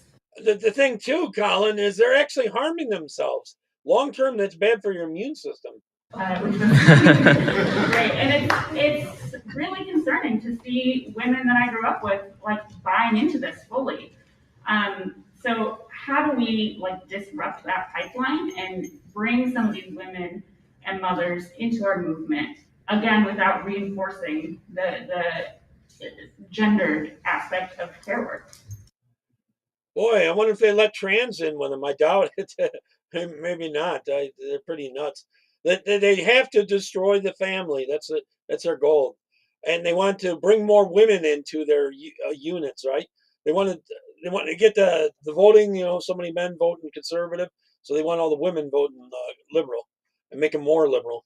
I honestly think, actually, I think it's part of that population control too. Is what they're doing. They don't want to reproduce. They don't want us reproducing. Remember that revolutionary horizon we talked about? I actually think that there are ways in which, and I don't think this is like, I don't think we can create like mini utopian spaces and then suddenly capitalism will be gone. So that's not what I'm suggesting before you go off. But I do think that we can redistribute labor within our movements and redistribute and give distribute labor. That means slave labor is what they're going to go for. Resources within our movement. So when we say we want more women to participate, but none of our events have childcare, we want more parents to participate, but there's no childcare at any of our events, right? Or we are not, I think there's all these ways that we need to set up spaces that when we say that we need to also offer a radical vision of the future, the right is Yeah, Cuba would work perfect if they like socialism. offering a radical vision. It's a horrific, sadistic one, but it, Judith Butler gave this great talk at U Chicago a couple months ago, where they said that the right is able to excite the Send them there for 1 year, and they'll be begging to be coming back. passions. They're winning because they're able to excite the passions in a moment where everyone is in despair and is precarious and wants something to and that's Colin, if he comes home with purple hair and nose rings and all that kind of stuff, check into him. Something can be terrible, right? But we keep saying we're going to reason with, but they're lying to you. Here's a reasonable, but actually we need to excite the passions. But part of how we do that, I think, and part of what we are good at is creating community spaces, right? Like coming to socialism for me excites the passions because I look around the room and there's like folks like doodling and stitching and everybody's, and it's just like, I think we can offer spaces that offer a glimpse into the revolutionary future that we're working towards. And when we do, and we've done that in encampments and in various spaces that basically, show people a different vision where collectivity reigns, where, space is shared. And so I think we can't keep doing what we're doing and then be like, why aren't people here? I think we have to start to radically restructure our spaces to make them more appealing and to make them these bites of these, dispatches from radical futures effectively. Maybe they should stop trying to be such commies. In my opinion, and from my perception, it is not just women that are leading the fights for, socialist family and care policy. It is women who lead the fight against capitalism and imperialism, period. You see it time and time again. And to me, that is because women are facing... That's contradictory, because they don't believe in the family with socialism. Are ultimately the most victimized by these things, right? They face the double burden of patriarchy and patriarchy amplified by capitalism. Just like a really recent anecdote, but I was watching this documentary about the campaign in Daecheori, Korea against the U.S. Camp Humphreys, the U.S. military base there, and that struggle was overwhelmingly led by women. It was overwhelming. The couple of people that were like, I don't want to fight against this. I kind of like having the U.S. base there. It was a couple of guys that said that, and it was almost primarily women that were leading the struggle and that were the most militant and most vociferous. And why is that? Because of the presence of the U.S. military base led to so much violence against women, forced prostitution of women, sex trafficking, rape, Jamie must have thought about this before. To me, it is that women are always at the forefront of these struggles, and then it is always men who end up being highlighted and presented as the heroic leaders of these struggles.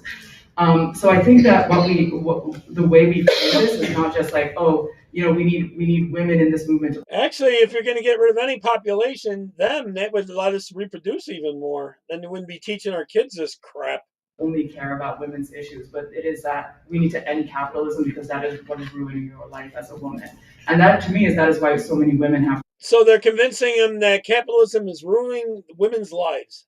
Retreated into conservatism as well, because they see it as their only opportunity out of this horrible death trap where you have one group of people telling you the way to emancipate yourself as a woman is to become a girl boss and get an IUD without any anesthesia. And the other side is saying marry, get married and have children. And what we have to say is there is a way out of this for all of you. And even if you watch the trad wife spectacle, I do this a lot, right? Even if you look at it from their point of view, these women are miserable. None of them are happy with their lives. I just watched the Ruby Frankie documentary. You ever met these women? They're miserable. Documentary last night because I was bored, and because also I'm fascinated by this new natalism and this new promotion of Mormon lifestyles as wow, something so fascinating, we should do this. And the reason that these women always end up abusing their children. Can you imagine taking any of these ones on a date? Not. So violently is because it is impossible to do this, to pop out 8 children and take care of them without replicating the violence that is being forced on you. I grew up in a family of 8 kids. So I think that, so basically I think what we have to recognize is that the violence and the precarity that women experience is because of capitalism. It's not just about the violence is capitalism. Gentrification harms women primarily first. The family unit, capitalism. But I think that with everything gender related for Muslims, and I think this is similar, though the details differ for other communities, there's always the specter and the shadow of anti-Muslim racism and Islamophobia, which basically place added scrutiny on the community and places an added scrutiny within the community on any kind of feminist practice or attempts at gender inequality. So, Muslims attempts at gender equality. So Muslims, the green have like many other groups, said like actually when you come in with this like outside interventionist lens, you actually hurt the cause within the community because you sort of cast anyone within the community who claims feminism or smells or acts like a feminist, they become this like outsider force that needs to be attacked. So I think that that's happening within the Muslim community, but really the material conditions are quite similar. Yeah, Tim, but it's got to be reported on this. I think there has been a massive attempt to organize Muslims by the Christian right. Colin, this is what's coming out of our colleges. They're teaching our kids this crap. These are the women professors. This happened, in the early 2020s, effectively. So really up until the genocide, you were seeing more and more and more of these alliances between the Christian right and certain Muslim communities. So we were seeing some like book bans in some. Colin, wearing the mask also hurts your immune system.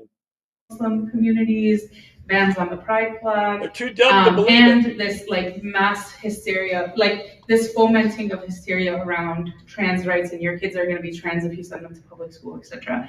And we just saw with the Supreme Court case. Send them to the teachers like that, yeah. That a Muslim family was like sort of at the forefront of this. And so what's interesting here is that, and there was massive pushback also within the Muslim community. So we were seeing, like summer of 2023, we were seeing this massive debate within American Muslim communities about how in hell, if they're so for women's rights, are they combining with Muslim things? They're so stupid. How do we relate to this push by the Christian right? We don't want to empower the Christian right. You have people say it's white Christian males they want to get rid of. We're not trying, since when do we try to legislate, even if you do believe these things are haram and whatever, since when do we try to legislate stuff like this? We're not out here trying to ban alcohol or pork, for example,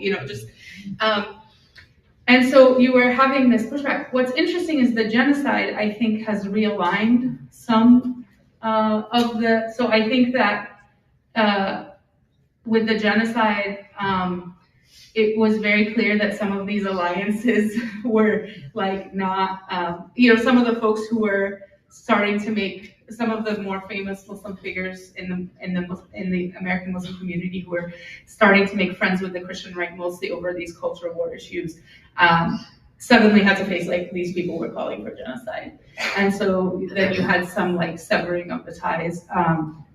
And I think we're going to continue to see waves, right? I think so far as the Christian right is up for killing mass killing of Muslims, that's going to sever. But I think that in these quieter moments, the Christian right is going to continue to organize the Muslim community and try to push them. And it can be effective, especially with more recent folks. They're insane. The survey data, people remain progressive even on social issues among Muslim Americans, and on queer rights, trans rights, that the majority opinion among Muslim Americans is progressive and permissive, but there is a loud minority. So I think that the left really needs to pay attention to these spaces. Of course, the liberals were we can take this community for granted because they'll never move to the right, they'll never go to Trump. So let's literally do a whole genocide and assume they'll still vote for us. Yeah. But I think the left needs to, but I also think the left there are very strong leftist Muslims. Unbelievable. Can you give some examples of ways that you have seen success in terms of the left advocating for families or for children or for elders or care workers in a way that you think we should be doing more of, like a concrete example?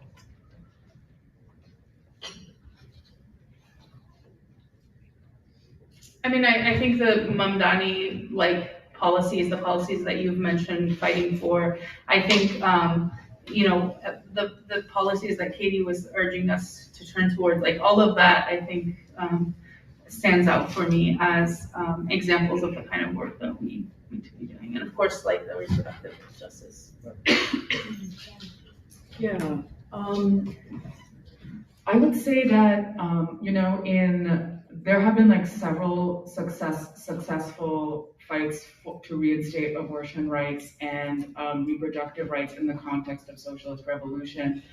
And the two that socialist and anti-imperialist revolution, the two that stick out to me are Vietnam and Burkina Faso, both of which, when they successfully liberated themselves from there's your population control, French colonialism, they also repealed the bans on even just like talking about not having children or advocating for that. And that fight, though, did not just happen because they won the revolution and now they no longer Someone wanted to ban not have someone talking to each other about not having kids. Like that's illegal. They're so full of shit. It was because women and feminists within those movements had to continually struggle and fight for it. Now there was like slippage in Burkina Faso after the reinstatement of neoliberal governments that happened. I bet you they're mostly pretty much all vegetarians. I guarantee very few of them eat meat. Happened after the revolution, but there was still that. But Vietnam still has those extremely like liberal policies. And the other thing that I want to talk about that to me is they kind of get that way when they go to college, John. They get that stupid. Is a bit of a pipe dream. I don't know if we will ever get back here within my lifetime. But in Telangana, in India, in Hyderabad, in the southern state, during the anti-colonial movement, there was a mass uprising by peasants where they expropriated land from the feudal landlords and they built communes. They abolished caste. They abolished communes, communist places. I guarantee you they didn't work too so well. Dowry. They abolished forced marriage and arranged marriage. Women, again, were at the forefront of that struggle. They were armed and they were able to carry out briefly a communist vision of liberation of women. Now, what ended up happening is that due to pressure from the Americans and the Congress Party, the communists eventually laid down their arms and the commune disbanded. Tim, if we're going to kick them all out of America, you got to start with the ones in the colleges. Those are where these communists are coming from, in our colleges. And now what's happening in Telangana is they're manufacturing weapons for Israel in Adani open systems. But to me, this was like the most, this was like the most. Socialists aren't doing that. This was like a beautiful moment of possibility. And I hope that one day we too can build a commune and get I agree. But then very few of them are reproducing, Kurt. I think. Which might be a good thing. Has anyone heard of mandated supporting? Keep your kids out of the schools, and they've gone down into the schools now, not just the colleges. Yeah, she is full of it. Maybe it's all backed up. Yeah.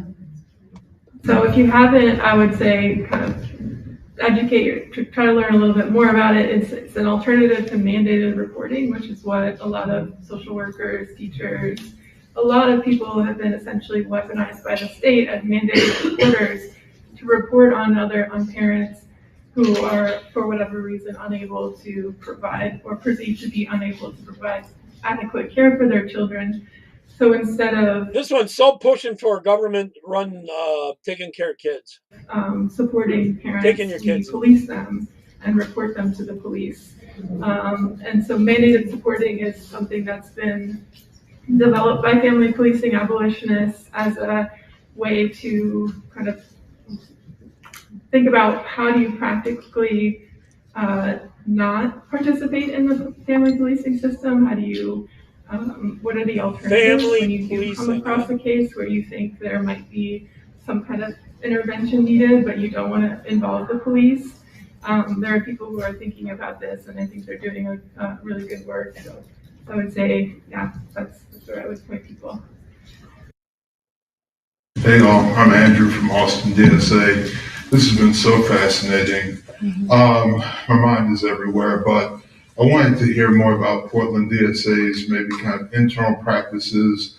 In Austin DSA, we've tried to implement a socialist sprouts program and incentivize and encourage parents to come to our meetings after hours. It's ebbed and flowed. And also would like to hear about general strategies. I'm also a Baptist minister, whole other story. And on that. Yeah, they're starting to get ministers and stuff that go for this communist bullshit. Revolutionary Horizon want to perform abortions in a church, but before it's all said and done. I know, Kurt. You got to laugh at them, but they are coming out of these colleges. I think we got to defund the colleges a lot. But how has it been organizing, especially with the cadre members of, the Portland City Council or County Commissioners Court? I agree. Like there's no doubt. Communities like Christian communities, Islam. How has it been kind of organizing and providing this vision of families and children, and they're organizing to take down America. Advancing the cause that way.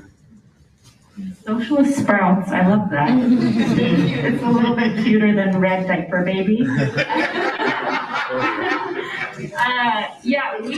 We do have child watch at all our general meetings, and we require like a background check for our child watch volunteers.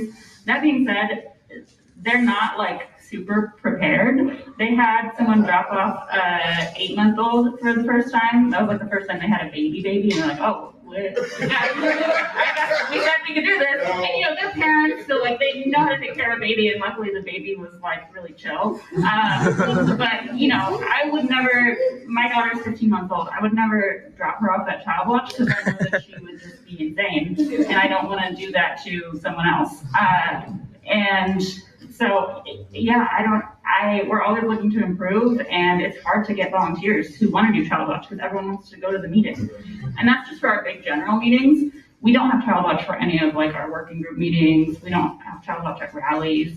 I don't think, that's one thing that we have in our family agenda in terms of like making democracy more accessible. They're called comrades, family.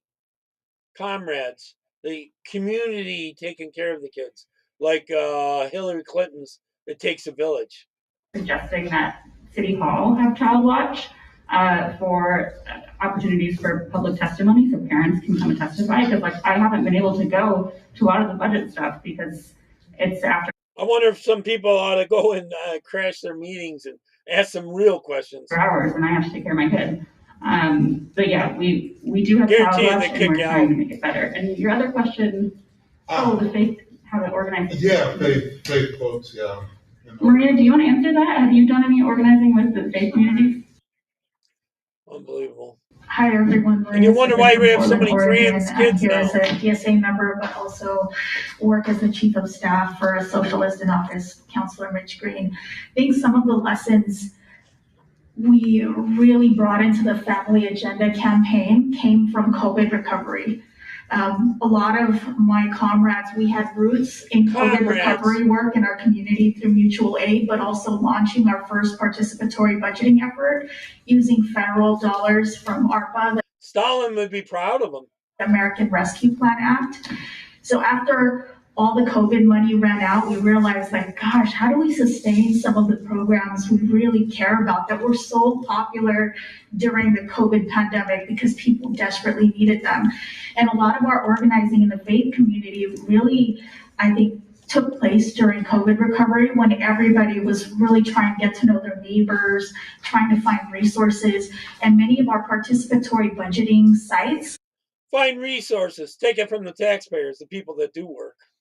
Did happen in churches, in schools, and at that point it was like it didn't really matter what your They're trying to get into the churches. Political beliefs were everybody needed food, housing vouchers, childcare, all kinds of things that neighbors could provide. So I think the COVID aftermath really gave us this opportunity to launch into the family. When they locked us all down and this and that, they gave them this opportunity to brainwash these kids. And they're growing up now. The agenda, because we had gotten to know our neighbors in a way we hadn't before during the pandemic, as we were trying to fight, what isolation had done to us, what capitalism had done to us during the pandemic, and how we were desperately looking in all areas of our community, from government assistance to nonprofits to faith communities, on what people could bring to the table. And I think Trump being elected has really put a dent in their thing. But this election in New York City, because the Muslims and the communists are going to vote together. We can continue to replicate some of those learnings today, even if I still feel like today it's still the pandemic. But I think in the eyes of the government, that like terminology isn't relevant anymore. That's why they're wearing the mask. They love the pandemic, where they can control. They want control. Hello, my name is Brianna and I'm from Nashville, Tennessee. Thank you all so much for this panel. I was definitely one of those people. I know y'all mentioned in the beginning when someone says family abolition, it's like, I work in the reproductive justice space and do a lot of family policing system work. So I'm so glad I came, and I just took a lot from it. So just wanted to start off with that.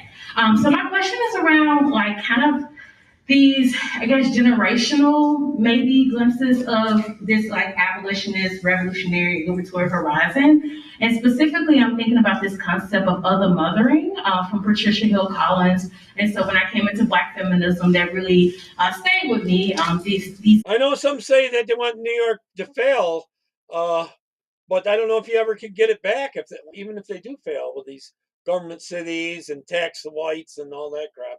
I don't know if you can ever get control back. Kinship networks, and this in particular, developing during chattel slavery.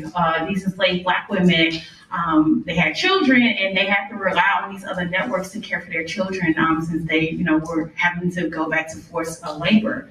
And so, as I think about this now, and it really hit me, I was like, oh yeah, my mom's best friend, and her child, those my play cousin, right? We weren't related, but I just am kind of wondering about these glimpses, especially when it comes to kinship networks. And do you all see that it's acts of resistance? These families, these communities who have not ever in a lot of ways fit into this nuclear family model, who have had to build out these networks in order to care for each other. And so, how do y'all think about that in relation to this conversation related to family abolition? I mean, to me, that is. I mean, I think when we say the family, I think a lot of people think we mean kinship. When we say family abolition, I think a lot of people think we mean kinship abolition, commitment abolition, care networks abolition. But we actually, and I really, it's hard to talk about this with Sophie Lewis here, because this is really her topic, and you should read her book or all of her books. But what we actually mean is the nuclear family as an economic unit, right? As a unit that manages your material realities in the world, right? The way we live now, who your parents are, who you partner with, how many children you have, and how those children turn out to be, are all economic conditions, right? They determine how much access to food, housing, clothing, education you're gonna have. It determines in many ways, mediates your relationship with the state. In some cases with your employer. Your relation with the state. Abolition, that's what we're talking about. We're talking about the abolition of that economic unit. For me, that liberatory horizon is to say it is a horizon in which kinship and care are in which all of our material needs are taken care of by the collective, right? And so it doesn't actually matter who you partner with. You can fall in love with anyone, and you don't have to wonder what their salary is on your second date and whether you're actually like you're about to fall in love with someone who has like $150,000 in student loan debt, right? Like that's the creepy fucking reality we live in, right? Like, but in not imagining a world in which, and I think to speak to your question, Brianna, right? To speak to your question, right?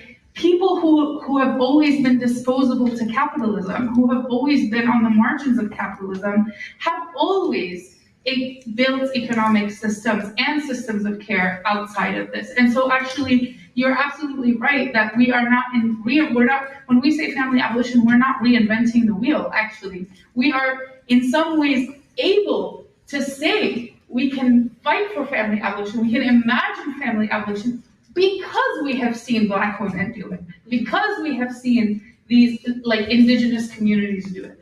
And that's not to say that those systems were perfect or that they didn't have their own issues, of course, right? But we know that you can provide care outside of this unit. Agree, Kurt. In fact, because of what the people who have been on the periphery of capitalism have always been doing. So I appreciate your question. Yeah, they're all commies. That's totally, you're totally right in chat.